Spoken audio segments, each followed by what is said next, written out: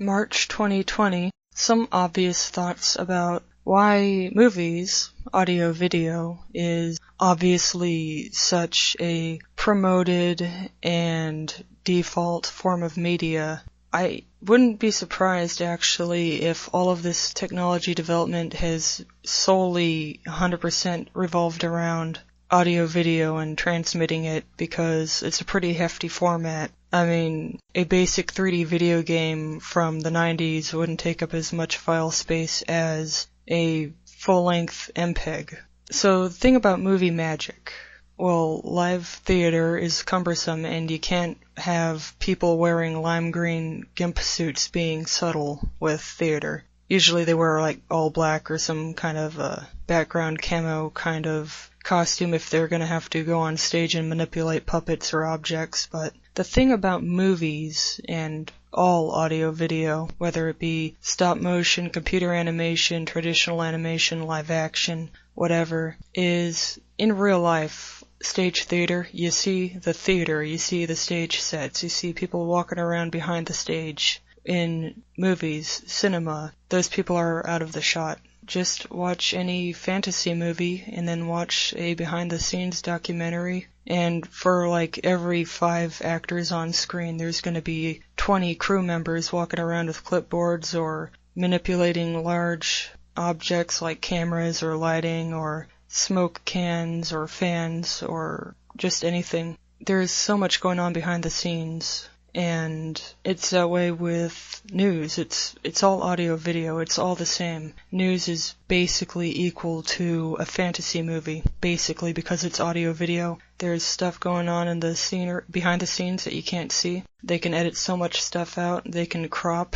They can green screen. And once again, news being fake is really low budget and meant to be seen only once and never again, traditionally. I'm talking like before the internet took off. News was meant to be seen once and only once. A movie is supposed to be seen on a large screen over and over, and they put so much effort and detail into a movie. It's pretty insane, all the effort and millions of dollars that go into a movie. Yeah, well that's why the powers that be are so obsessed with that format, because you can crop the edges of the stage out. You can crop out people that you don't want to be seen on the final screen. You can dub in audio over the video. You can change so much. I don't know what's true about this deepfake technology, but I'm not very impressed. I mean, I am kind of impressed, but it's not realistic.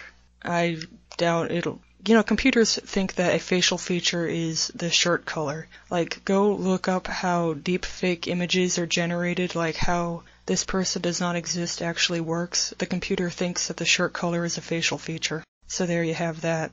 Well, what's left to be said? There's nothing wrong with audio-video all by itself, but there's a reason why it took off the way it did. I heard that some countries, I should say, it's mandatory that all citizens have access to a television. And people have also been complaining about how crappy media has gotten. People don't have time anymore to finish developing a video game or to make a new movie. That's why all movies are rehashes and made very quickly, and that's why all video games are not even finished. They don't have time to finish a video game. They're all like still in their beta or something.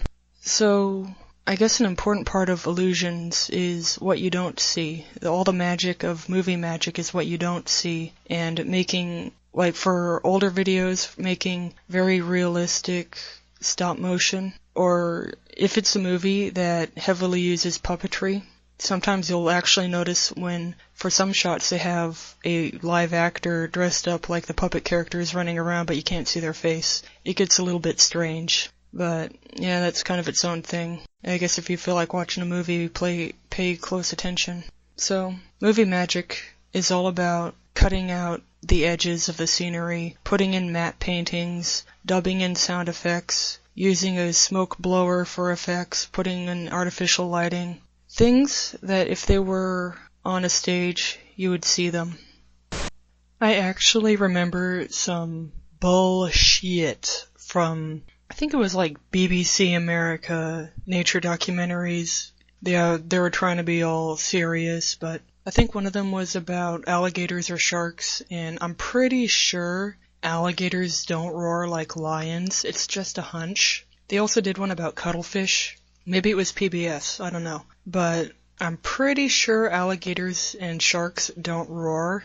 And I'm pretty sure that cuttlefish don't make woom woom woom woom woom noises when they do their color changing arm thing.